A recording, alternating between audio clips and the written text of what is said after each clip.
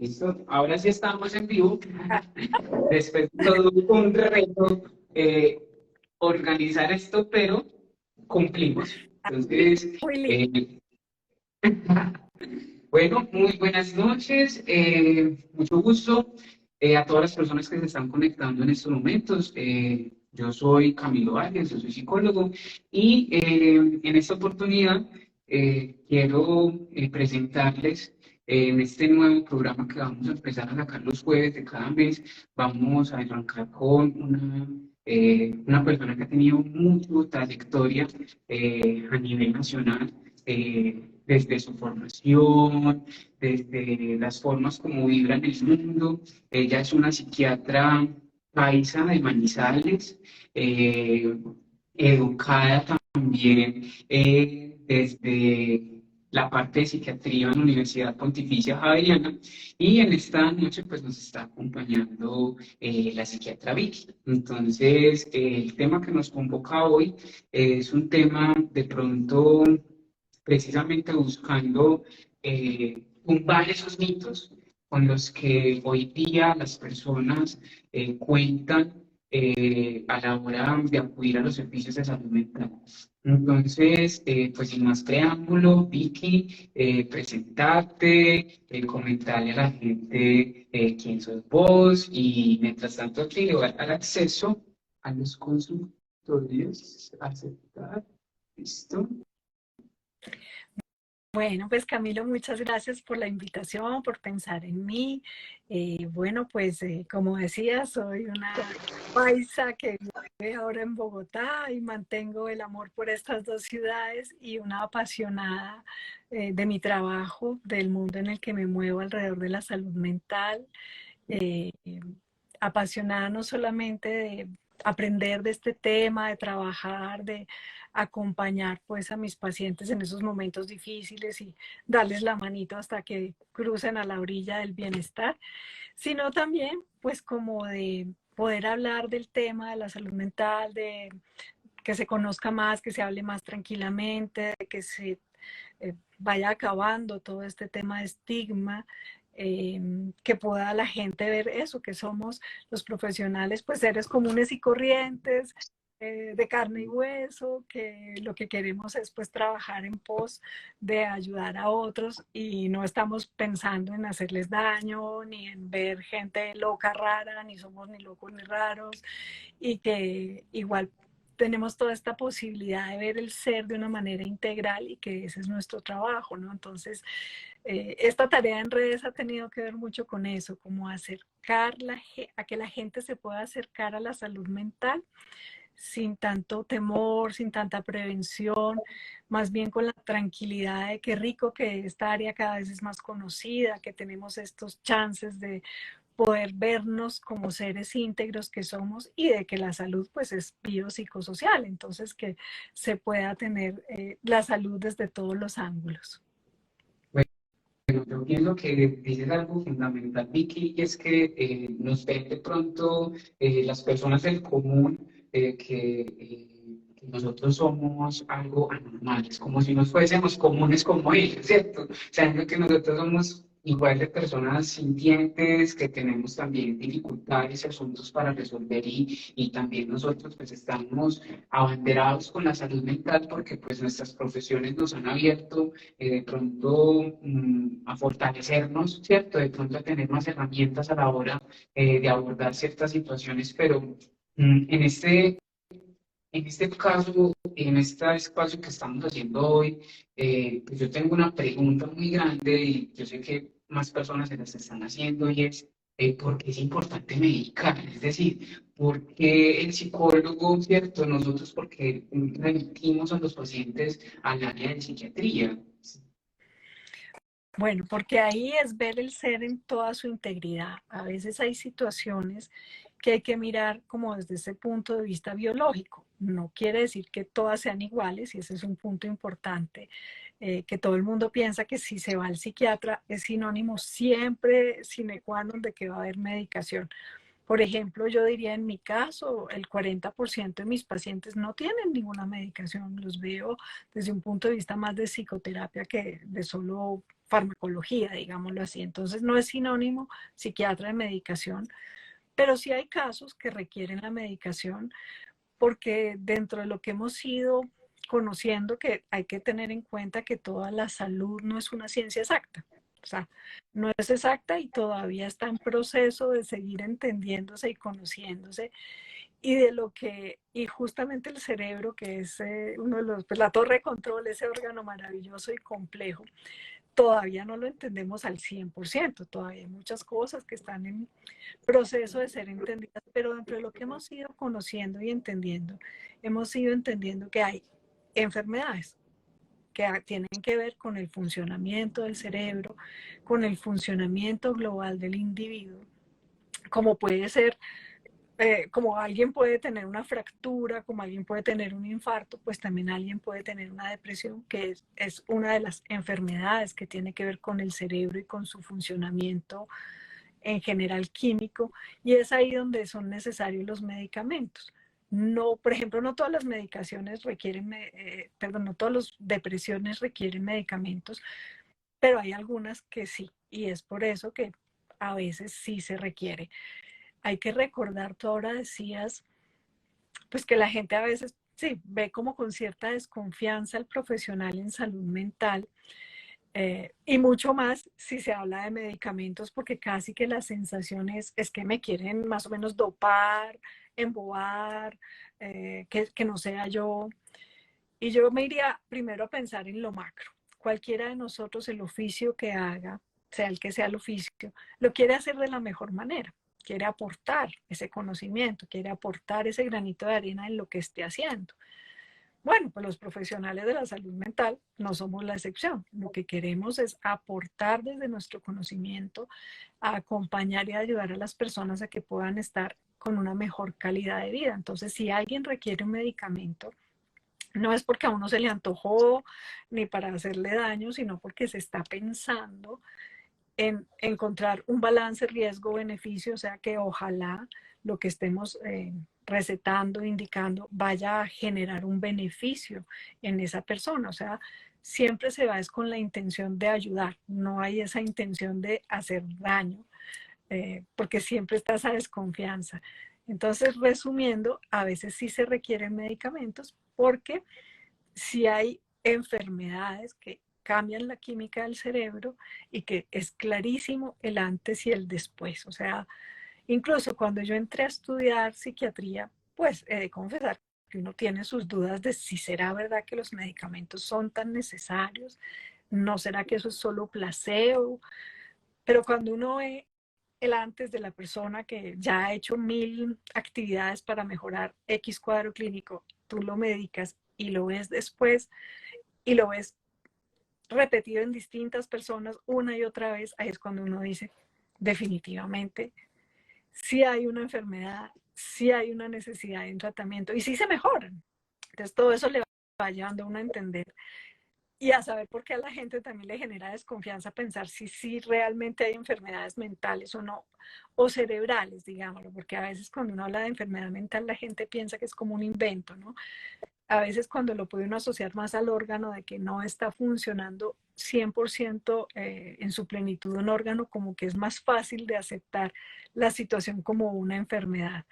Y ahí pues cuando se detectan este tipo de situaciones, pues que se requieren los medicamentos.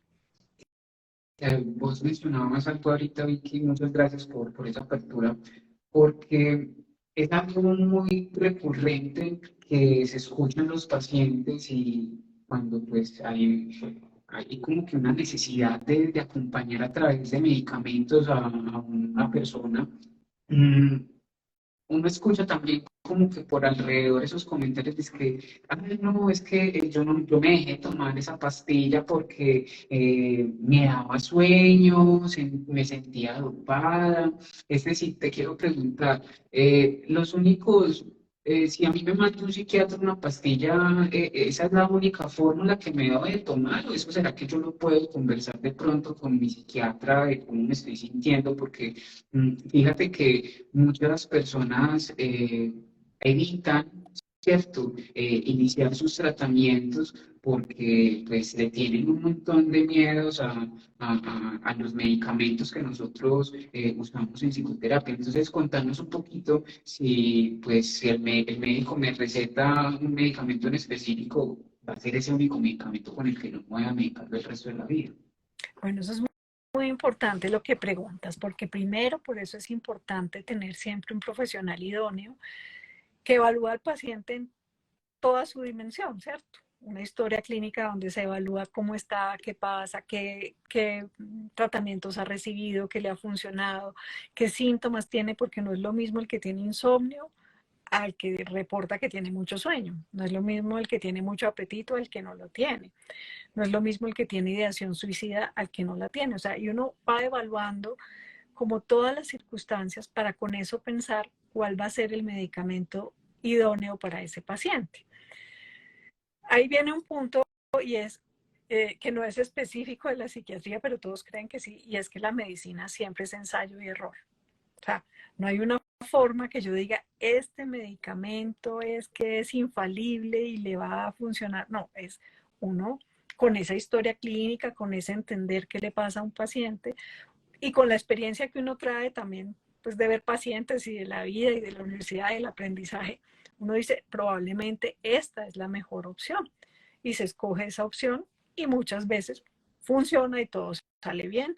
Y cuando todo va bien, vamos todos muy contentos.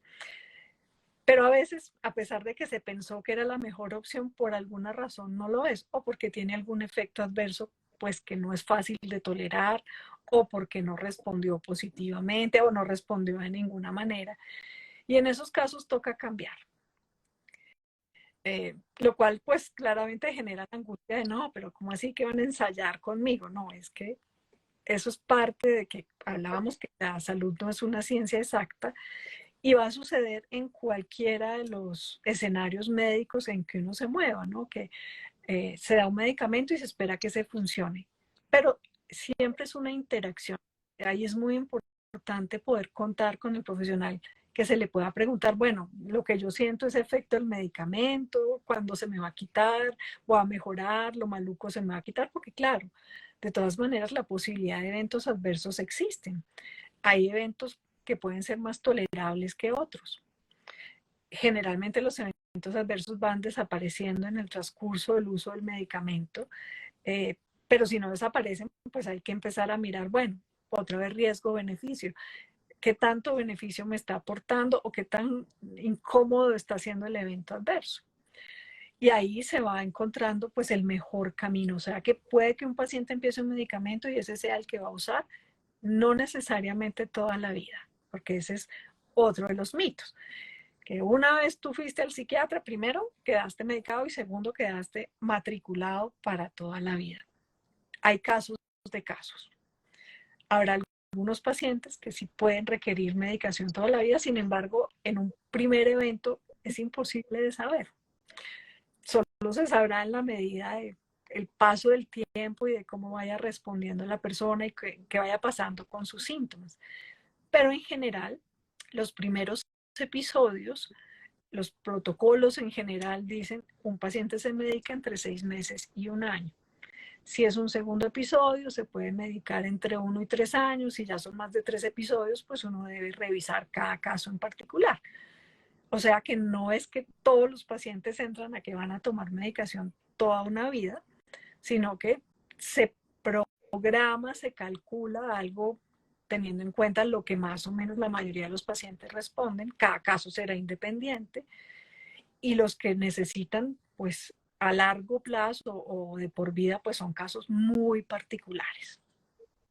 Entiendo, y yo creo que pues con eso que estás mencionando, de que, a ver, no es como sea una pastilla mágica, ¿cierto? Que pueda solucionar los males y los malestares con los que viva la persona, sino que es la oportunidad también de acercarse a buscar un bienestar, ¿cierto? Acompañado de profesionales de la salud mental que en todo momento están revisando si esos medicamentos están generando esos efectos secundarios, ¿cierto? Que algunas personas pueden manifestarse de unas maneras bastante incómodas, ¿cierto? Y ahí es donde de pronto desde el área de psicología pues, habla con el psiquiatra porque pues lo que está sintiendo, ¿cierto? De pronto no está haciendo de alguna manera algo de compensación con lo que estás pasando, ¿cierto? Puede traer de pronto esas malas experiencias, ¿cierto? Porque pues lastimosamente nuestro sistema de salud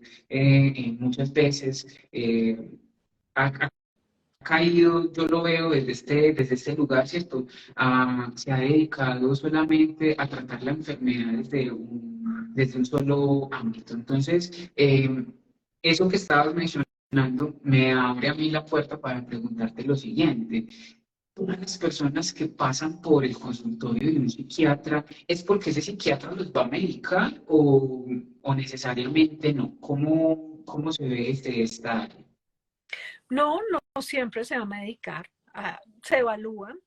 Hay situaciones que pueden requerir más de un proceso psicoterapéutico, por ejemplo, y ahí si el psiquiatra hace psicoterapia, puede que el psiquiatra pues siga viendo al paciente. Si el psiquiatra no hace psicoterapia, remite al psicólogo para que haga un proceso psicoterapéutico. O sea que no es que sea siempre que tú entras al consultorio del psiquiatra, siempre sales con una fórmula. No, no siempre, y no todos los pacientes lo requieren. Por eso se evalúa cada caso. Ejemplo, puede haber un cambio de estado de ánimo que puede darse por lo que se llama una situación adaptativa. Entonces, no sé, cuando uno se está adaptando a un cambio de ciudad, a empezar la universidad, a empezar la vida laboral, y de pronto eso le puede estar generando a uno pues una inestabilidad, y muchas veces eso lo que requiere es un acompañamiento psicoterapéutico, que es diferente si una persona, por ejemplo, ya llega con síntomas que lleva tristeza más de 3 meses y que ya no disfruta las cosas y que ha dejado de asistir a sus actividades y que piensa en la muerte y que tiene ideas de culpa, y entonces uno ya empieza a ver que hay una cantidad de cosas y evalúa uno toda la dimensión, y de pronto ese sí sea un caso que uno diga podría ser un caso de medicación. Pero fíjate que hay muchas circunstancias en las que se va a evaluar y no necesariamente se va a decir de una medicación. Incluso muchas veces se mira también desde ese perfil médico. Por ejemplo, hay situaciones de hipotiroidismo o de hipertiroidismo que pueden asociarse a cambios de ánimo y que a veces uno tiene que primero revisar. De pronto, ¿será que esto tiene que ver con un problema de tiroides? Y entonces revisemos esa parte. ¿O será que esta parte de cambios de cansancio se deban a una anemia y no a una depresión, por ejemplo? Entonces, se mira macro toda la persona en todas sus dimensiones para ver si dentro de lo que está presentando yo considero que ya es una situación que requiere un manejo farmacológico, pero no siempre va a requerirlo.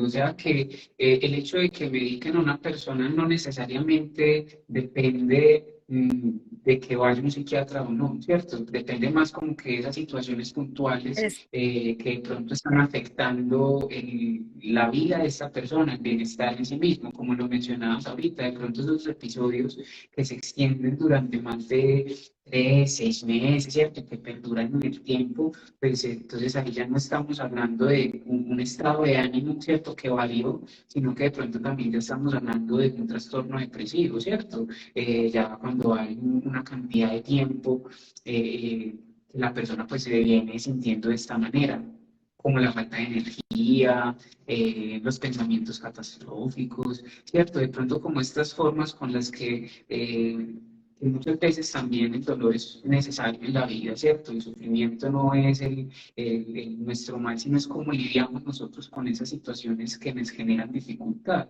Entonces, yo de pronto, ahorita me quiero devolver un poquito a lo que conversábamos. Vos mencionabas algo que a mí me parecía muy importante, y es que algunos pacientes no se conectan con la medicación.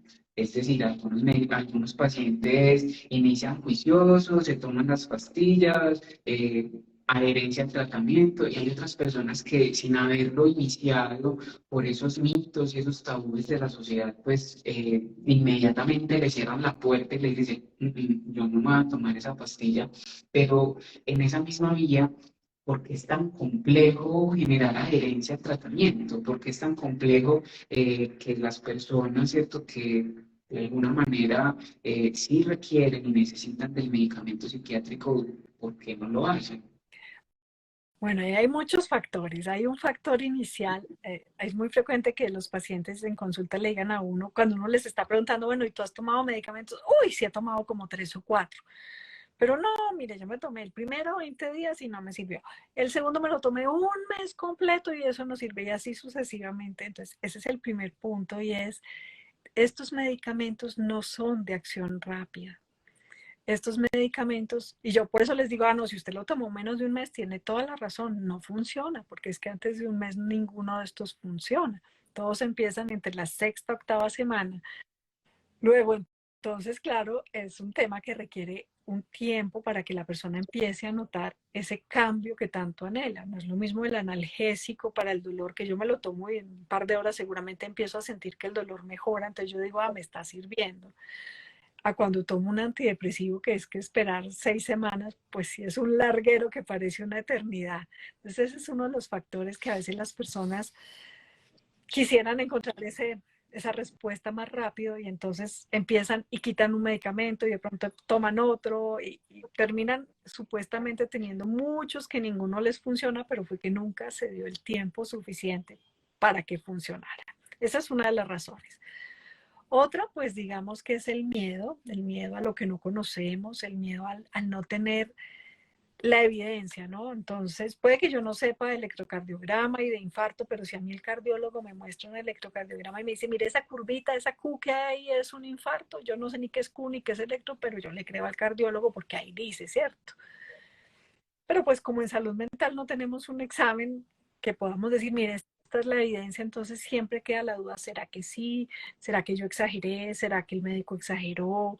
¿Será que no es así? Y si además ponemos todo lo que nos dicen los demás, métale fuerza de voluntad, póngase a rezar, haga ejercicio, haga dieta, y pues seguramente todas son recomendaciones que van a servir, claro, y que vienen seguramente desde querer aportar, pero en el trasfondo es como decir, eso no es una enfermedad, eso se arregla más con los otros remedios sencillos y no es una enfermedad. Entonces todo eso va generando el desconocimiento, el mito de que todos los medicamentos dopan o que todos los medicamentos dan cosas raras o que las personas se van a ver rarísimas o que se van a poner peor, que eso tampoco es cierto, que eso sea de esa manera. A veces el reto. Yo les digo a mis pacientes que qué prefieren, poner en el estante los trofeos. El trofeo de soy un duro porque lo logré sin medicamentos y llevo un año intentándolo y todavía no lo he podido lograr, pero tengo que tener ese trofeo de que yo puedo solo. O no pongo el trofeo de que, pero estoy bien, porque es que se vuelve como ese reto de yo tengo que demostrar que yo no necesito medicamentos, de que yo sí soy capaz, yo sí soy suficientemente capaz para hacerlo solo. Y pues es un reto de desgaste, es un reto de demostrarle al mundo, yo puedo solo con una enfermedad, pues ese trofeo uno se lo podría ahorrar y se podría ahorrar mucho sufrimiento si lo mirara desde la perspectiva de pues si hay algo que me ayuda a estar mejor, evaluémoslo. No es nada que sea 100% seguro ni definitivo, nada, pero tengo que evaluar si hay cosas que me pueden ayudar, cómo no voy a pensar a darle cabida a esas opciones. También las familias critican mucho. Si uno va a la consulta de que tiene el colesterol alto y le mandan a uno pues la pastillita para el colesterol, pues generalmente todo el mundo le dice a uno, ay, se tiene que tomar eso porque ni modo, si se le sube el colesterol, la tensión, el infarto, el derrame, entonces tomes eso. Sin embargo, si tú dices que te mandaron una pastilla para la depresión, todo el mundo opina. Y no es tómesela porque no es, no se vaya a tomar eso. Cuidadito. Y eso es gravísimo. Entonces, te sientes como atacado, como asustado, como descalificado. Entonces es justamente el desconocimiento, el estigma, la sensación de que no es una enfermedad, la idea de que yo tengo que ser capaz solo, de que tengo que demostrarle algo a alguien, de que no es una enfermedad, sino que de que yo sí soy capaz. Entonces, todo eso se va sumando para que las personas no tengan esa adecuada adherencia a un tratamiento.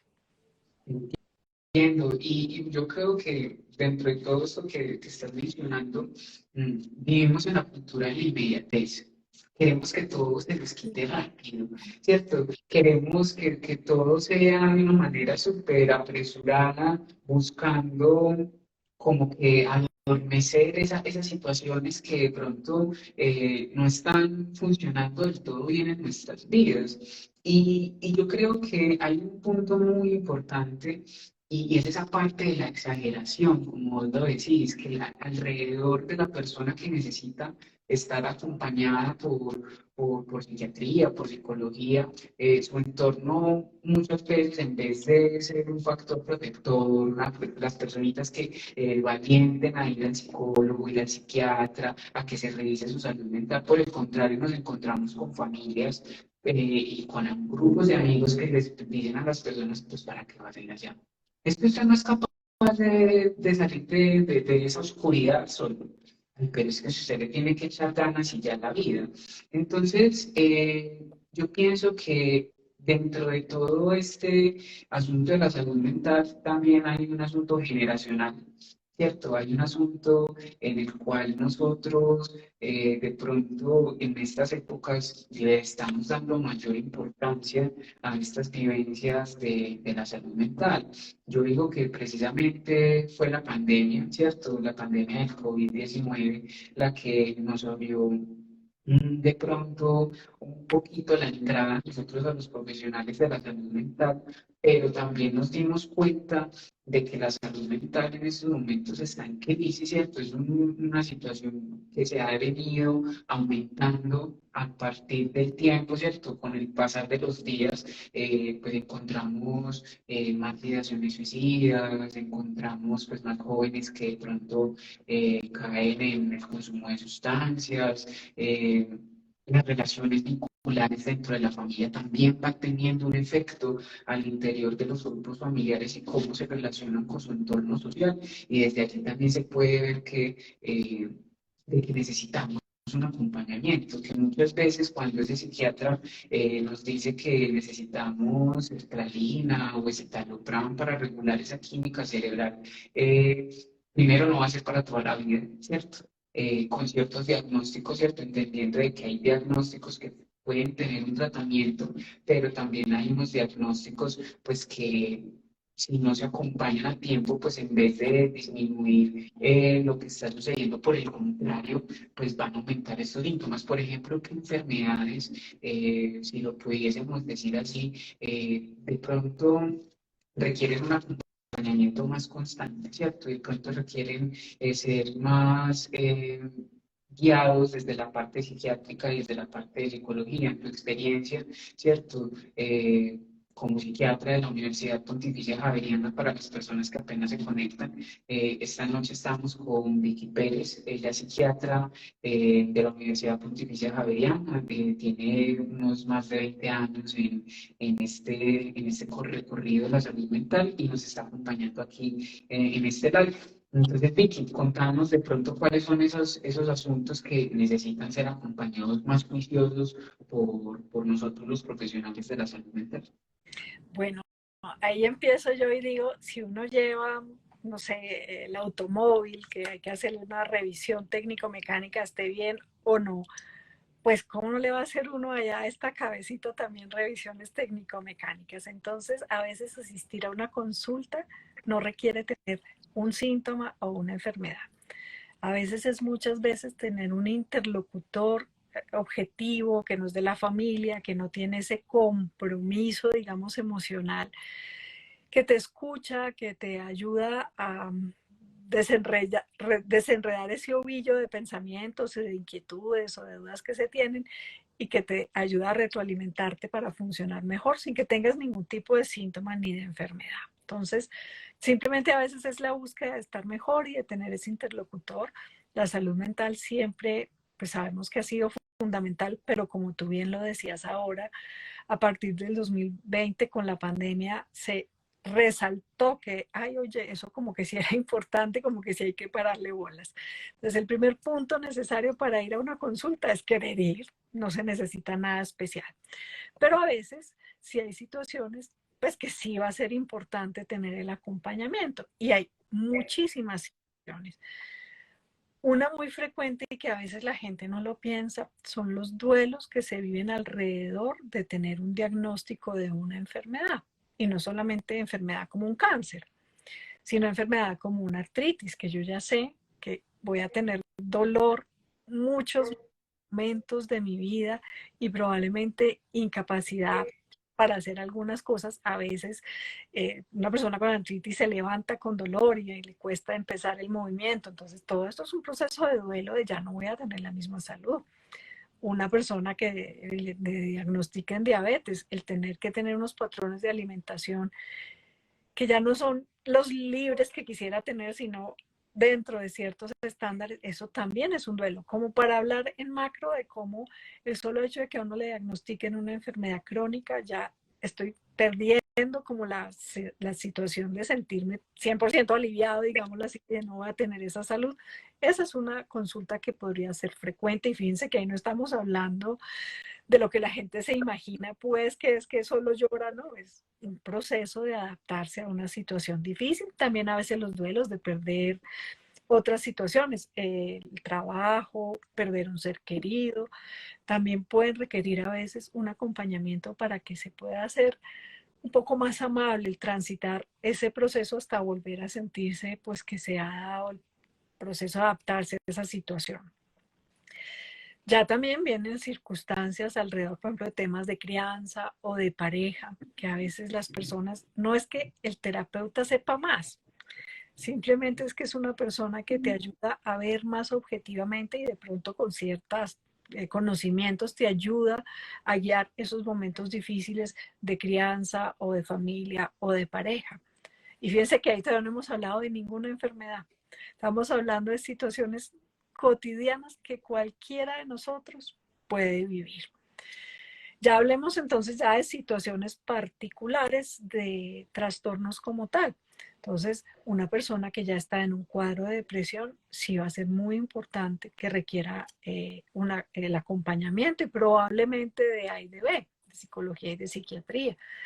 Hay cuadros de ansiedad que son muy interferentes cuando las personas, uno de los, digamos, ítems fundamentales para saber que se va a requerir apoyo es el nivel de interferencia que se tenga en la vida cotidiana. Si yo no estoy pudiendo cumplir con mi estudio, con mi trabajo, si no me puedo levantar, si me siento sin energía, si no tengo motivación, si no tengo ganas de vivir, si el apetito, el sueño, o sea, cualquier área de esas que esté interferida por un tiempo, pues que no me permite más de, o sea, una cosa es que uno un día esté aburrido y un par de días como que se descuadra y vuelve y arranca, eso es normal, pero cuando van pasando varios días y uno no arranca, eso es señal de que algo no va bien y que es importante consultar.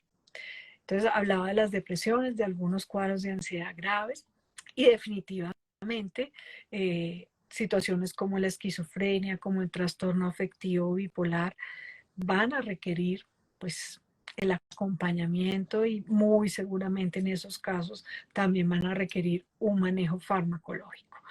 Pero fíjense que aquí hemos hablado cómo el ir a la consulta de salud mental no es sinónimo de que es que tiene que haber algo muy grave o algo muy catastrófico o alguien que ya está de hospitalización.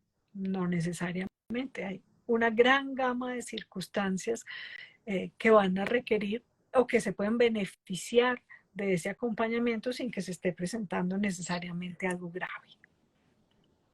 Claro, y yo pienso que pues, el asunto de la salud, ¿cierto? Es un asunto que es muy integral, que es un asunto que no se limita solamente a la parte física, ¿cierto? Sino a ese ser biopsicosocial espiritual, ¿cierto? De que somos seres que estamos en constante relacionamiento y que de pronto pues hay asuntos que nos pueden de pronto afectar, ¿cierto?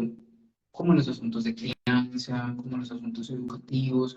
Por ejemplo, para los niños que están en etapa escolar, ¿cierto? Están pequeños y están comenzando a adquirir esa parte de lectoescritura que desde la escuela, el bachillerato, esos docentes empiezan como que a identificar que esos niños necesitan como que un tipo de acompañamiento más específico, ¿cierto? Y todavía no estamos hablando de trastornos mentales, pero yo pienso que sí quisiera preguntarte por qué o qué es eso de que la gente dice, ay, es que yo soy bipolar. Y es que yo por la mañana estoy triste y por la mañana estoy feliz y no es que yo soy bipolar. ¿Verdaderamente eso es bipolaridad? ¿Verdaderamente qué es la bipolaridad? El trastorno afectivo bipolar que desde el conocimiento, ¿cierto? Que de pronto he adquirido, ¿cierto? Pues es algo más complejo que eso. No es algo solamente un vaivén de emociones, ¿cierto? Que la persona siente en un día, sino que es algo que va más allá. De pronto nos podrías ampliar un poquito este concepto, ¿cierto? Esta situación, porque de hecho es un mito, ¿cierto? De que las personas digan es que yo soy bipolar. Sí. Entonces, ¿cómo, cómo es eso? Bueno, es un término que se empezó a usar ya indiscriminadamente, a veces para insultar. Es que esto es Mm, mucho bipolar porque me cayó gordo, porque cambió de opinión, porque está de mal genio, entonces es la manera de insultar. A veces es una manera en que nos referimos coloquialmente, como decías tú, ay, esta mañana estaba contenta y ahora estoy aburrida, entonces soy bipolar.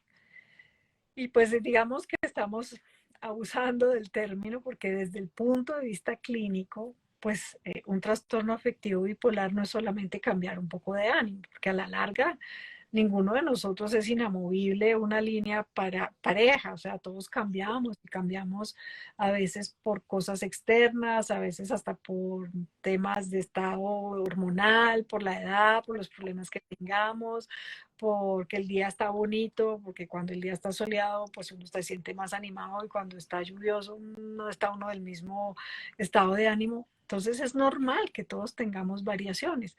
Cuando ya uno habla de un trastorno afectivo bipolar, estamos hablando de un trastorno y va mucho más allá que cambiar entre estar feliz y triste, porque incluso es mucho más frecuente, por ejemplo, la irritabilidad.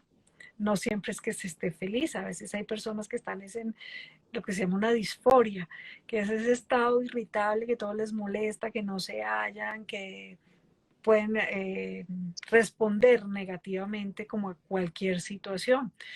Y hay afección en distintas áreas, en el lenguaje, en la velocidad de hablar, en los términos que se usan, en el pensamiento, la velocidad del pensamiento cambia, el contenido del pensamiento, las ideas que se tienen, en la actividad motora, en el sueño, en el apetito, en la forma de resolver las cosas, en el manejo de la sexualidad, en el manejo del dinero, en la toma de decisiones. O sea, son muchas las áreas que se van a ver cambiadas y suena fácil decir soy o no soy bipolar cuando lo está uno poniendo porque cambio de ánimo, pero la mayoría de las veces el diagnóstico se demora hasta 7 años en cómo llegar a esa conclusión, porque es que porque una persona esté en un episodio depresivo, yo no puedo saber si es bipolar o no.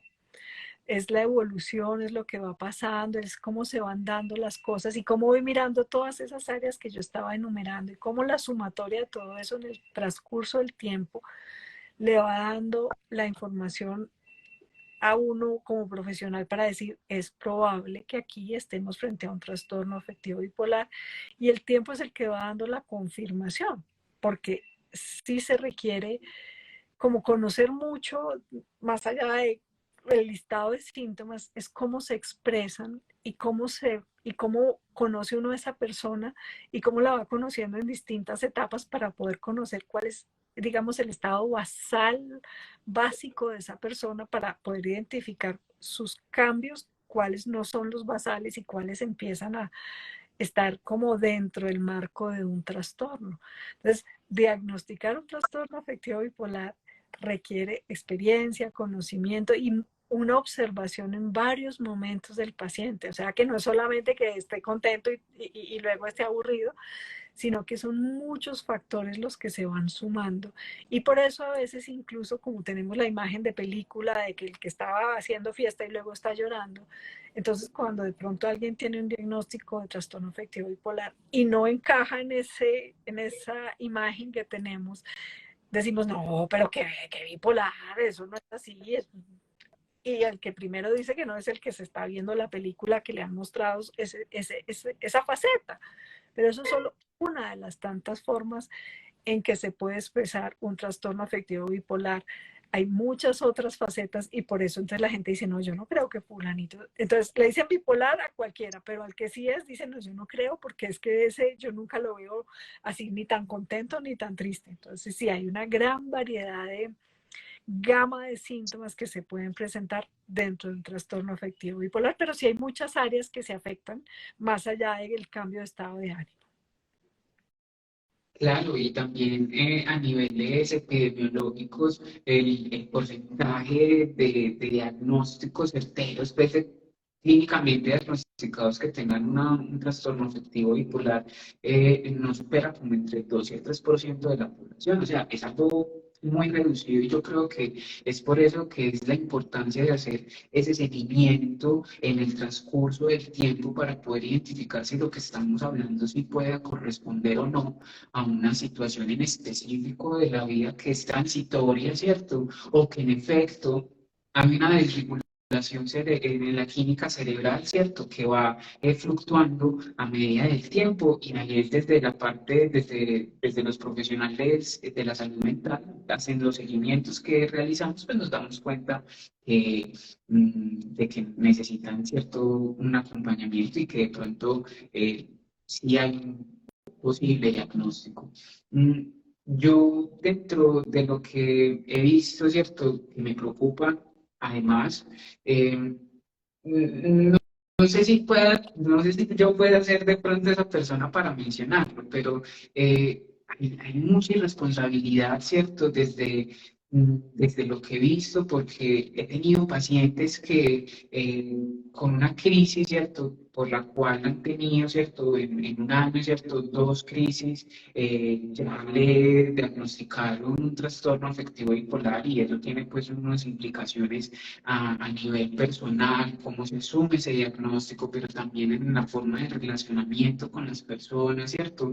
Eh, las ideaciones suicidas, ¿cierto? Que son de pronto renuentes en este tipo de pacientes, pero más allá de eso, yo pienso que pues, es una invitación también para los colegas que de pronto nos estén viendo acá y es de tener esa ética al momento de acompañar a una persona, ¿cierto? No es porque una persona me llega al consultorio inmediatamente necesito rotular, necesito etiquetar, ¿cierto? Aunque nuestro sistema médico pues sí nos dicen que tenemos que poner esto, pero es importante hacer esos seguimientos, ¿cierto? Para poder determinar si lo que esta persona está manifestando corresponde a un trastorno X o un trastorno Y, ¿cierto?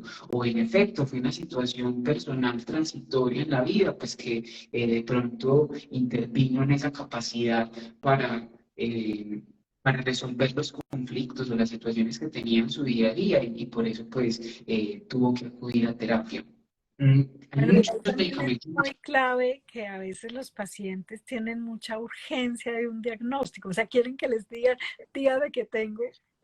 La, Y la en tesis. todos estos temas, pues claro, a veces la presión hace que se emita un diagnóstico. Aquí siempre hay que hacer énfasis, es que es una impresión diagnóstica, o sea, es una hipótesis, es una posibilidad que se empieza a tejer y que se irá verificando con el paso del tiempo.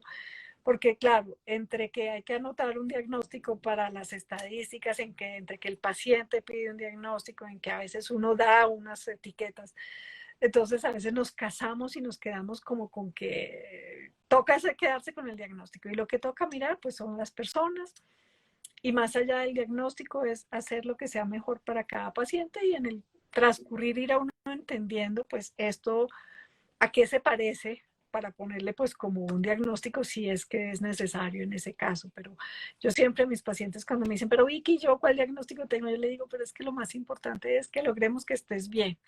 Y eso es lo que vamos a ir entendiendo dentro de este transcurrir de conocerse y de ir haciendo el proceso terapéutico. Sí, yo pienso que es muy importante hacer énfasis en esa parte de que lo que importa más allá de lo que tome o no tome es el bienestar que esa persona puede adquirir a través del acompañamiento de los profesionales de la salud mental, ¿cierto? No acompañamos a locos, pues que eso nosotros no rotulamos de esa manera, ¿cierto? Nosotros estamos más interesados por esa integridad del ser, ¿cierto? Vos desde el lado de la psiquiatría, más desde el lado de mente-cuerpo, ¿cierto? Nosotros también tratando de conectar, ¿cierto? Esa mente y cuerpo a través de otras técnicas, ¿cierto? Dependiendo de si la persona puede o no puede necesitar el medicamento. Pero yo quiero preguntarte porque pues, he leído y me han llegado consultas y colegas hemos formado espacios de debate alrededor y es que hay algunos pacientes que generan dependencia, ¿cierto? Hay algunos pacientes que generan dependencia a los medicamentos psiquiátricos y que después del tratamiento, ¿cierto? O 6 meses, un año o el tiempo que tenga que durar ese tratamiento, las personas manifiesten, ay, no, es que me da miedo si me dejo de tomar la pastilla, ¿cierto? O por el contrario, se empiezan a automedicar con dosis más altas, más elevadas, ¿cierto? Precisamente a raíz de lo que se le envía. Entonces, ¿cuáles son los medicamentos que pueden generar dependencia? Bueno, ahí hay que diferenciar dos cosas. Por ejemplo, si yo me voy a ir a tomar el sol y digo, ay no, yo quiero ponerme el protector solar para no dañar la piel, no mancharme, el cáncer, etcétera. Yo no soy adicta al protector solar. Yo estoy tomando unas medidas que me ayudan a mi autocuidado. Entonces, a veces hay personas que se toman el medicamento y que sienten esa necesidad, pues porque es algo que les está aportando bienestar y no son adictos. Y hay circunstancias donde sí hay que tener cierto cuidado y es con los medicamentos que se llaman benzodiazepinas, que sí son medicamentos que tienen el riesgo de adicción. ¿Y cómo vamos a saber cuáles son esos? Es muy fácil, porque esos no los venden si no tiene una fórmula especial. Entonces, cualquier medicamento va a requerir una fórmula así común y corriente, que yo pongo el nombre, el medicamento y ya. Los medicamentos especiales que son controlados es una fórmula que va con duplicado, que tiene que llevar la cédula del paciente, la dirección, el teléfono, tiene que llevar toda la cantidad de los requisitos del profesional, su código, su sello. O sea, no es algo que yo llegue con una fórmula común y corriente y me lo venda. Entonces, yo voy a saber que es un medicamento controlado y porque el solo hecho de la fórmula y de irlo a comprar tiene otra cantidad de especificaciones. Esas son las benzodiazepinas que si son bien usadas, que usualmente cuando uno las usa entre 4 o 6 semanas, sobre todo en síntomas de ansiedad, porque esos sí son medicamentos que actúan más rápido, porque hablábamos hace un rato que justamente casi todos se demoran mucho tiempo. Estos se usan porque necesitamos una acción rápida. Generalmente se usan esas semanas en unas dosis específicas que luego se van quitando despacito y incluso se le advierte al paciente, lo vamos a usar por un tiempo delimitado para no generar un riesgo de adicción. Esos son los que sí tienen riesgo de adicción, el resto no. Y son las benzodiazepinas, y que lo vamos a saber porque la fórmula trae todos esos requisitos. El resto de medicamentos antidepresivos o antipsicóticos no tienen ese riesgo de adicción y no tienen pues toda esa cantidad de requisitos. Y si yo los necesito es o porque pues tengo el efecto de que me siento seguro, por un lado, o porque efectivamente pues me están ayudando y pues quiero estar bien porque sé que ese medicamento me está ayudando. Pero en esos casos es distinto, por ejemplo, cuando se usa benzodiazepina y la gente la ha usado por mucho tiempo, por X razón, quitarla toma pues una cantidad de dificultades extras por lo que pues ha habido ese acostumbramiento. Cuando tú vas a quitar los otros medicamentos como los antidepresivos, se hace despacito para que el cerebro se vaya acomodando a que le toca más solito, pero no porque sea un proceso de adicción.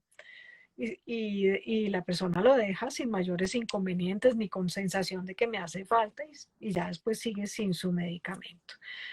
Entonces sí hay algunos que generan adicción, pero son solo ese grupo de medicamentos de las benzodiazepinas, que casi todas terminan en el nombre PAM, alprazolam, diazepam, lorazepam.